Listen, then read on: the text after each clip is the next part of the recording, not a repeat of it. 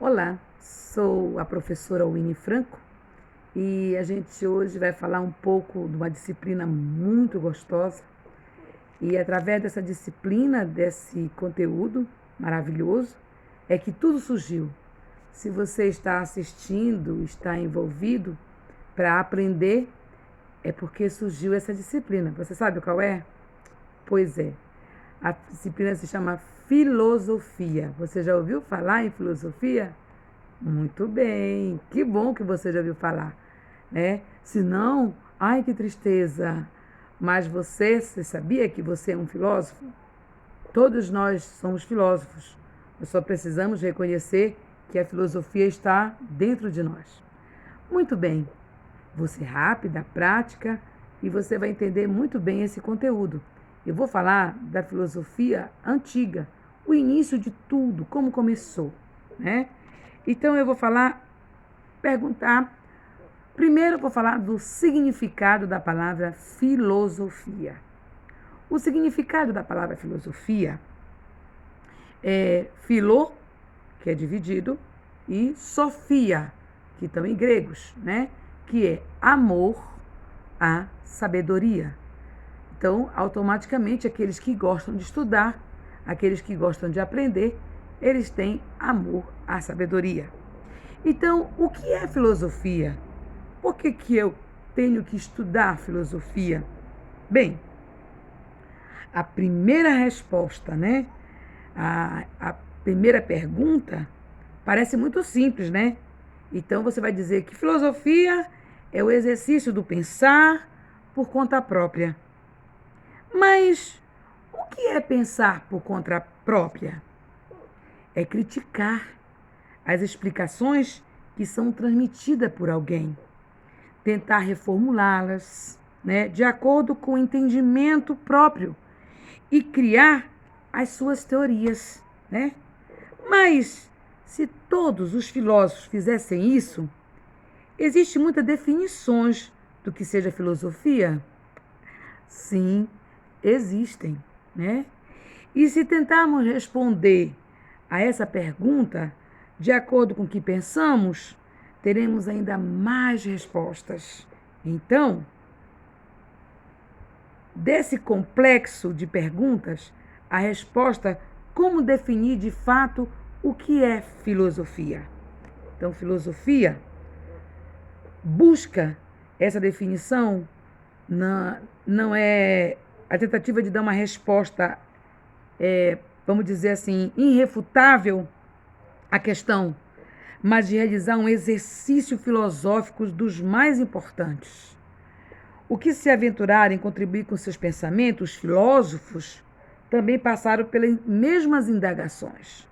O que é filosofia? Então, é o desenvolver de maneira própria, né? E o interessante é que as várias perspectivas não se invalidam de maneira do mesma extremidade diferentes. Muito pelo contrário, são uma mostra de riquezas, né? Que uma mesma pergunta respondida de maneira diferente ao longo da história, ela pode proporcionar. Então, o primeiro filósofo a dar uma resposta ao que é a filosofia, ele disse que seria uma busca pela verdade. Você sabe quem é ele? Por muito bem. Ele é um homem muito interessante, mas ele não é o primeiro filósofo. Ele é um filósofo antigo. O primeiro filósofo foi Tales de Mileto. E o nome desse filósofo que eu estou falando aqui agora, que ele disse que a busca pela verdade, o nome dele é Sócrates. Olha que lindo! Sócrates, né? E Sócrates, tudo que sabe sobre ele, que escrito sobre ele, é que ele foi condenado à morte em 399 a.C., aos 70 anos, né? E ele diz o seguinte, que ele dizia com suas frases tão lindas e maravilhosas: só sei que nada sei. Para isso, Sócrates dizia que nós deveríamos se despir do conhecimento e admitir que nós somos ignorantes. O que é ser ignorante? A palavra ignorante aqui não é de brutalidade, mas a palavra ignorante significa de reconhecer que eu não tenho domínio sobre todos os conhecimentos, mas que eu preciso ser ignorante para poder eu aprender mais. E reconhecer que eu não sei tudo, só sei que nada sei. Não é verdade? Ele tem uma frase célebre que diz assim: o saber está na busca pelo conhecimento. Só sei que nada sei. Muito bem. Ele é muito interessante que Sócrates, ele não era de uma família rica. Ele vinha de uma mãe que a profissão dela era parteira e o seu pai, né, é pedreiro. Então por isso que ele fala que tudo parte através o parto das ideias, sai da mente. A filosofia, ela nasce com o intuito de romper a questão do senso comum.